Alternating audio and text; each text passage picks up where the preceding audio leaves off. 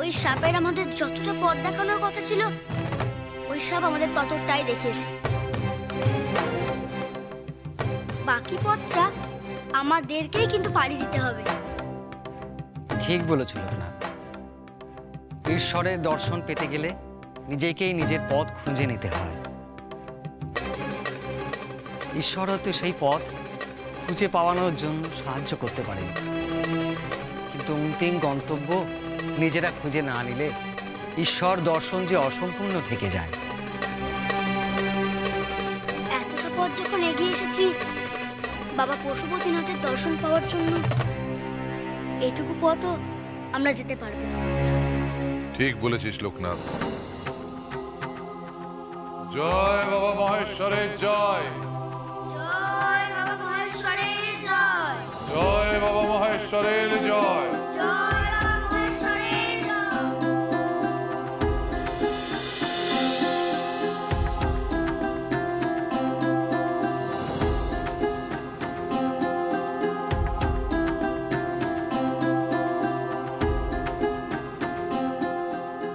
ওরে বাবা গো, যত জঙ্গলে এগোচ্ছি তত জঙ্গল গভীর হচ্ছে। গুরুদেব, আমার গাটা ছকছক করে উঠছে। আমরা তো সকলে আছে বেনি, তোরা তো চিন্তা কিসে? না মানে বলা তো যায় না, রাতের অন্ধকারে জঙ্গলে কি হয় না হয়। কিন্তু ওই জনপদে পৌঁছতে গেলে জঙ্গলের পথ তো অতিক্রম করতেই হবে, দ্বিতীয় তো কোনো পথ নেই। হ্যাঁ বেন, একদমই তাই। ভয় পেলে চলবে না, মনকে শক্ত কর। আমরা এত দুর্গম পথ পাড়ি দিয়ে এলাম, আর এই পথ যে সামান্য রে।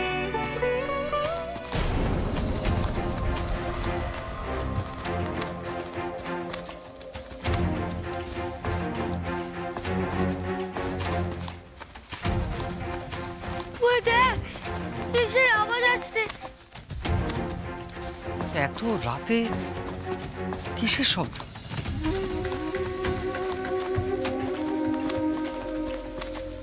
যেন মনে হচ্ছে তারা জঙ্গল তোলপাড় করে এদিকে এগিয়ে আসছে।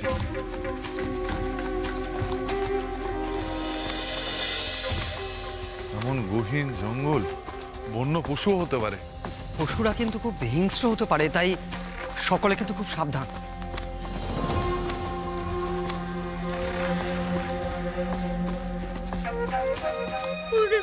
হিংস্র জন্তুরা তো রক্ষে নেই, যে করবো ওরা।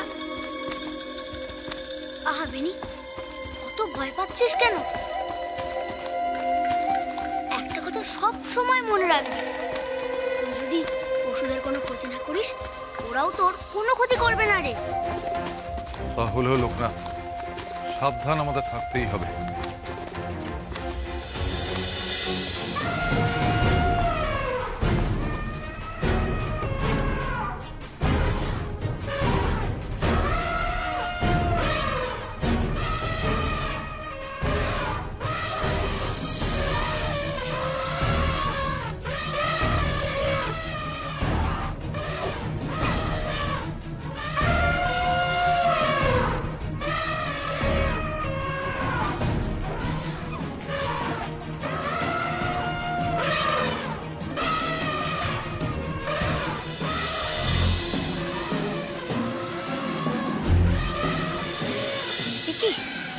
আমি তো স্বপ্নে এমনটাই দেখেছিলাম।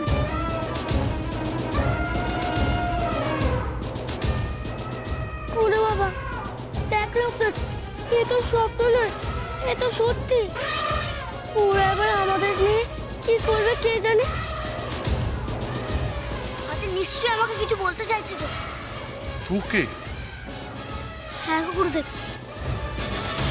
বলো, তোমরা বলো, কি বলতে চাইছো তোমরা, বলো। আমি যে তোমাদের ভাষা কিছুই বুঝতে পারছি না, বলো।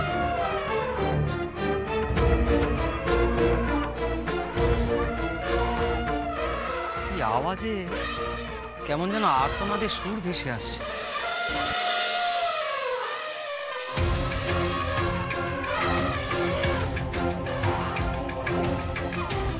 ওই দেখো গুরুদেব, ওদের চোখে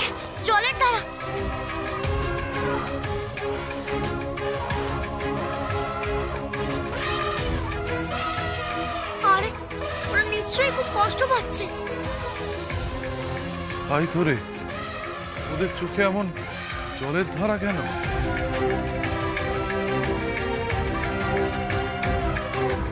কি হয়েছে তোমাদের? বলো না, কিসের কষ্ট তোমাদের? বলো বলো, আমাকে বলো।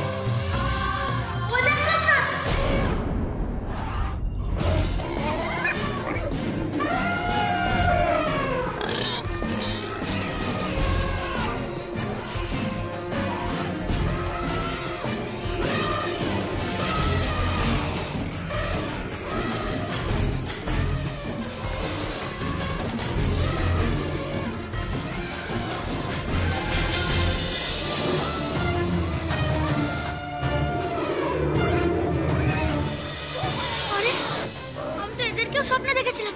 গুরুদেব, এসব কি হচ্ছে? কি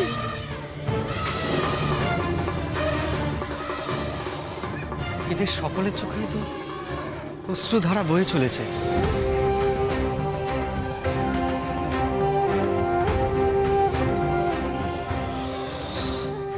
ওরা ওরা আমাকে কিছু বোঝাতে চাইছে, কিন্তু ওদের কষ্ট, ওদের ব্যথা আমি কি করে বুঝবো? হে বাবা ভোলানাথ, আমাকে পথ দেখ, কি করে ওদের আমি একটু শান্তি দেব? লোকনাথ, নিশ্চিতভাবে কোনো ইঙ্গিত, ঈশ্বর নিশ্চয়ই তোকে ইঙ্গিত দিচ্ছেন, কিন্তু কি বলতো সেটা? এরা সকলেই পশুপতিনাথের পোষ্য। এদের সকলের চোখে জল। আমার মন বলছে পশুপতিনাথ এদেরকে টেনে নিয়ে এসছে লোকনাথের কাছে, এদের দুঃখ নিবারণ করার জন্য। তাই হয়তো এদের সকলকে লোকনাথের স্বপ্নে পাঠিয়েছিলেন। ওরে লোকনাথ, একমাত্র বাবা পশুপতিনাথই পারেন তোকে পথ দেখাতে। কি করে এদের কষ্ট নিবারণ হবে সে পথ তিনিই তোকে দেখাতে পারেন রে। হ্যাঁ, বাবা পশুপতিনাথ আমাকে যে পথ দেখাবেন আমি সেই পথেই যাব। এই সরল অবহেলা জীবদের দুঃখ কষ্ট আমি দূর করবই গুরুদেব।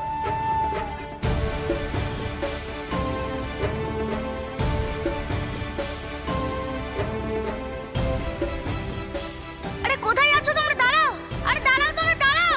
শান্ত হ লোকনাথ, শান্ত হ।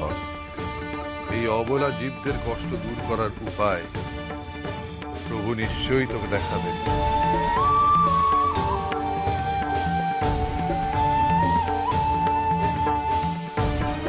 কি অদ্ভুত সুন্দর গন্ধ ভেসে আসছে, তাই না? এই জঙ্গলেও কি পদ্ম ফুল ফুটে আছে? আহা, অপূর্ব সুবাস। কিন্তু এ সুবাস তো পদ্মের নয়, এর গন্ধ অতি তীব্র। এই যে মৃগনাভির সুবাস, কস্তুরী মৃগর নাভি থেকে এই সুবাস পাওয়া যায়। কস্তুরী মৃগ? সেটা আবার কি? এরা এক বিশেষ ধরনের হরিণ। সাধারণ হরিণের থেকে ওরা দেখতে আলাদা। এদের দেহে অনেক পশম থাকে, যা থেকে এরা নিজেদের শীত থেকে রক্ষা করতে পারে। এদের নাভি থেকে এক সুন্দর সুবাস আসে, যার ফলে এরা শিকারীদের হাত থেকেও সচরাচর নিজেদের রক্ষা করতে পারে না। তার অর্থ আশেপাশে কোথাও নিশ্চয়ই কস্তুরী মৃগ আছে। তাই হয়তো আওয়াজটা ওদিক থেকে আসছে গুরুদেব, চলো গিয়ে দেখি।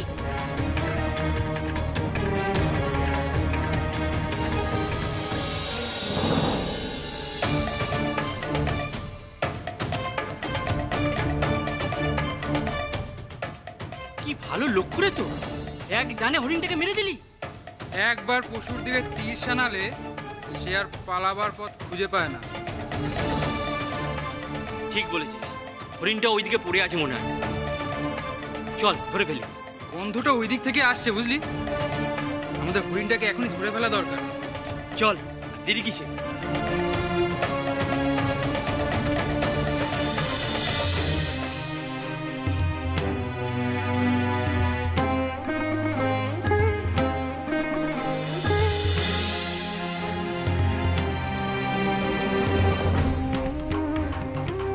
আরে বেচারা বড় কষ্ট পেয়েছে গো।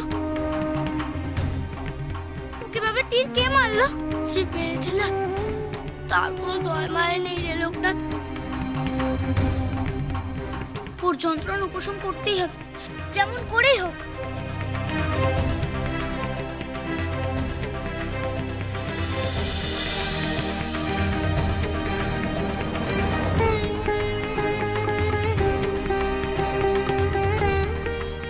ওর এইবার ঔষধির প্রয়োজন রে লোকনাথ। ওর রক্তপাত বন্ধ করতে হবে, তা না হলে জীবন সংশয় হবে। ঔষধি? তো ঔষধি এখন কোথা থেকে পাবো? দাঁড়াও বাবা, দেখি আমার কাছে একটিবার।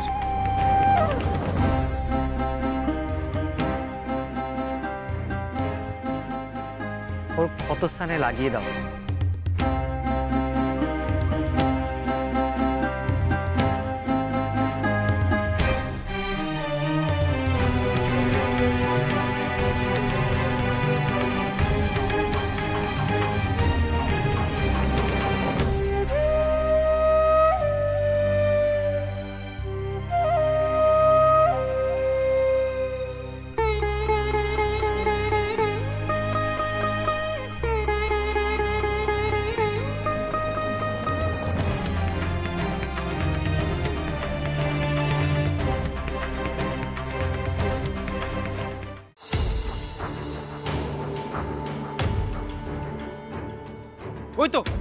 ওই তো ওই যে সেই হরিণ। ধর ওটাকে। এরা আবার কি? এরাই তো মনে হয় এই হরিণটা কিভাবে আঘাত করেছে।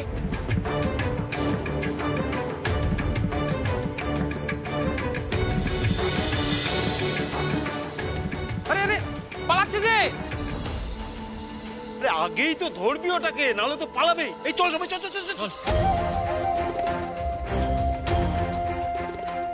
আরে আরে কি করছো? হরিণটাকে মেরো না। আরে মেরো না, তোমরা দাঁড়াও দাঁড়াও।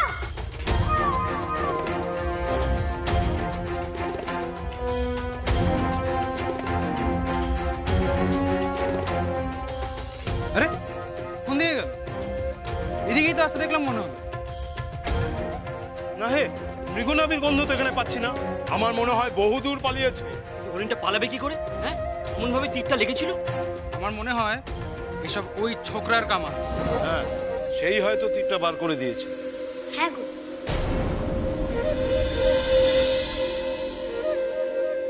একদম ঠিক বলেছো তোমরা। আমি ওই হরিণের পা থেকে তীরটা বের করেছি। তার মানে তোমার জন্য আমাদের শিকার হাতের মুঠোতে সব পালিয়ে গিয়েছে। তুমি জানো কত কষ্ট করে আমরা ওই হরিণটাকে ধরেছিলাম, আর তোমার জন্য আমাদের এত বড় ক্ষতি হয়ে গেল। ক্ষতি? এসব কি বলছো কি তোমরা? ওই অবলা জীবটাকে তোমরা ধরতে যাচ্ছিলে কেন? ওর পায়ে তীর মারতে তোমাদের একটুও কষ্ট লাগলো না? না, কষ্ট লাগলে সবসময় চলে না। আমরা ওকে মেরে মহারাজের কাছে নিয়ে যেতাম, আর তুমি এইভাবে মাঝে বাধা দিলে। কিন্তু কেন কেন তোমরা ওকে এভাবে মারতে গেছিলে? মহারাজের আদেশ। ওই হরিণটাকে যদি আমরা মারতে না পারি তাহলে মহারাজ আমাদের মেরে ফেলবেন বলেছে। কিন্তু আমাদের রাজামশাই এমন আদেশ কেন দিলেন? কি উদ্দেশ্য তার? স্নানের সময় কস্তুরী মিশিয়ে ওই সুগন্ধি গায়ে মাখা রানীমার শখ। শখ? তার শখ বলে একটা অবলা জীবকে এভাবে হত্যা করা হবে?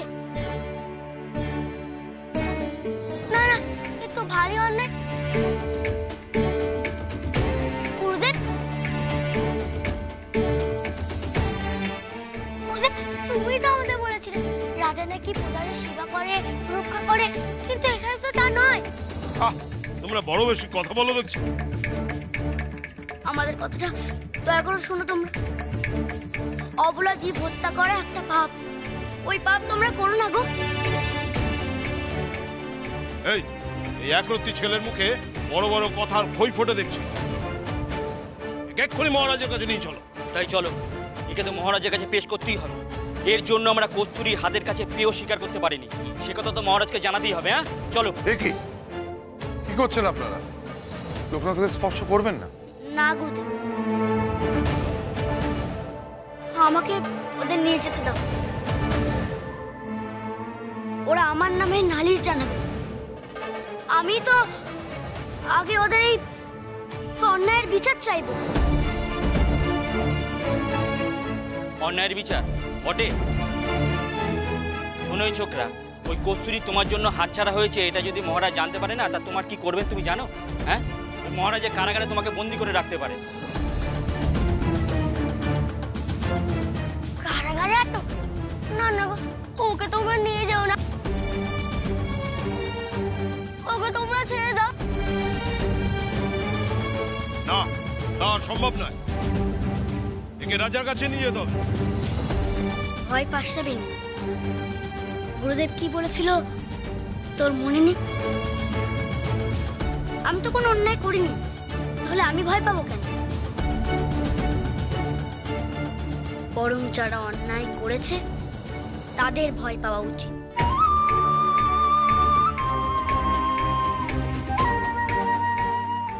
লোকনাথ নেহাতি একজন বালক, রাজবন্দী হওয়ার কোনো অর্থই হয় না।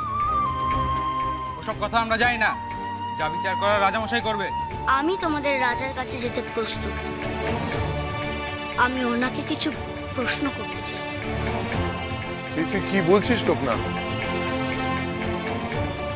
কিন্তু রাজা যদি তোর উপর রেগে গিয়ে না বেরো, আমি ভয় পাই না। রাজা মশাইকে আমার প্রশ্নের উত্তর দিতেই হবে। চলো, নিয়ে চলো আমাকে তোমাদের রাজার কাছে। চলো।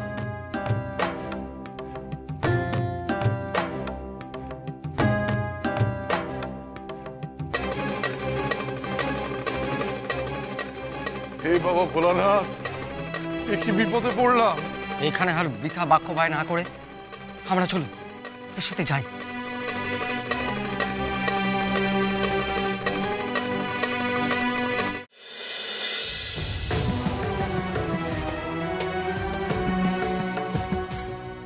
কি চাই?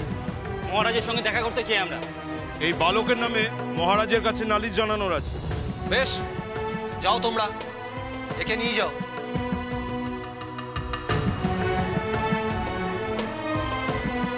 দেখি তোমরা আবার কোথায় যাচ্ছ? আমার শিষ্য, ওকে ওরা ভেতরে নিয়ে গেছে। আমরা রাজামশাইয়ের সঙ্গে দেখা করতে চাই। আমাদেরও তোমরা ভেতরে যেতে দাও না গো। না, তোমাদের যাওয়া হবে না। সবাইকে ভিতরে যাওয়ার অনুমতি দেওয়া হয় না। তোমাদের এখন এখানেই অপেক্ষা করতে হবে। কিন্তু কিন্তু আমার শিষ্য যে একা, সে শিশু। আমাদের আমাদের দয়া করো একবার। না, বললাম তো না। মহারাজের বিচার সভায় সেই যেতে পারে যার বিচার হয় বা যে বিচার চায়।